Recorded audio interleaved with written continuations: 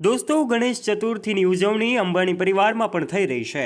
આપણે જાણીએ છીએ એન્ટેલિયાચા રાજાનું ભવ્ય આગમન પણ કરવામાં આવ્યું હતું. ત્યારબાદ આ બાપાના સ્વાગતમાં કોઈ તૈયારીમાં કચાશ રાખવામાં આવી નહોતી. અંબાણી પરિવાર દ્વારા દર વર્ષે કરોડો રૂપિયાનો ખર્ચો કરવામાં આવે છે. ત્યારે હવે કોકિલાબા અંબાણી સ્વસ્થ થતાં જેઓએ આરતી ઉતારી હતી અને હવે વાતો સામે આવી રહી છે. આખરે મુકેશ અંબાણીના પરિવારમાં આ એન્ટેલિયાચા રાજાના આગમન બાદ એમની પૂજા પણ રાખવામાં આવી હતી અને ભવ્ય રીતે બોલિવૂડ સેલેબ્સની હાજરીમાં જે છે આ કાર્યક્રમ રાખવામાં આવ્યો હતો. શું છે હકીકત એ તો તમને આજના વિડીયોમાં અંત સુધીમાં ખબર પડી જ જશે.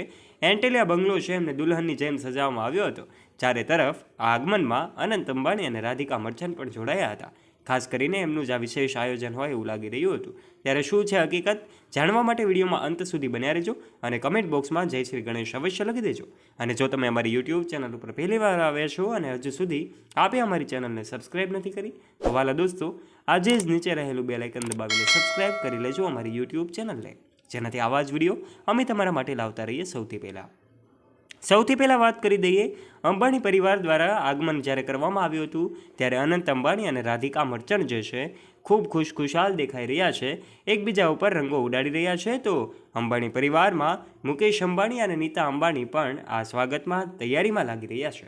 ત્યારે આ એન્ટેલિયાચા રાજાનું ભવ્ય આગમન જ્યારે દર વર્ષે થતું હોય, આ વર્ષે પણ અનંત અંબાણી અને રાધિકા મર્ચન્ટ દ્વારા આગમન કરવામાં આવ્યું હતું.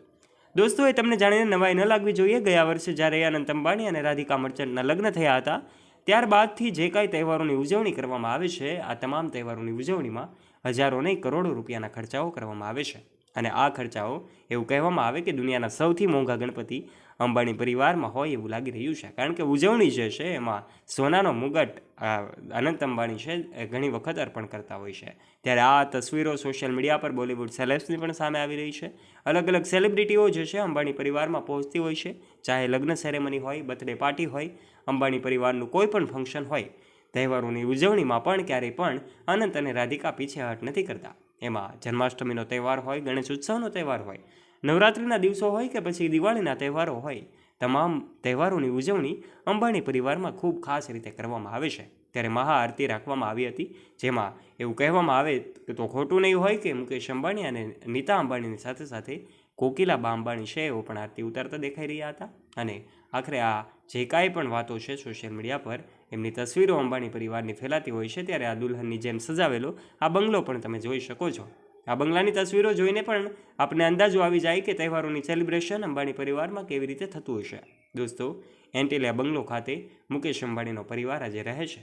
ત્યારે અનંત અને રાધિકા દ્વારા તમામ તહેવારોની જેમ આ તહેવારને પણ ખૂબ ખાસ બનાવવામાં આવ્યો હતો, જેમાં બાપાનું ભવ્ય આગમનથી શરૂઆત કરીને એમને એવું કહેવામાં આવે કે તમામ ગણેશ પૂજા હોય કે પછી એમનું આગતા સ્વાગતા સાથે સ્વાગત પણ કર્યું હતું અને વિસર્જન પણ કર્યું હતું.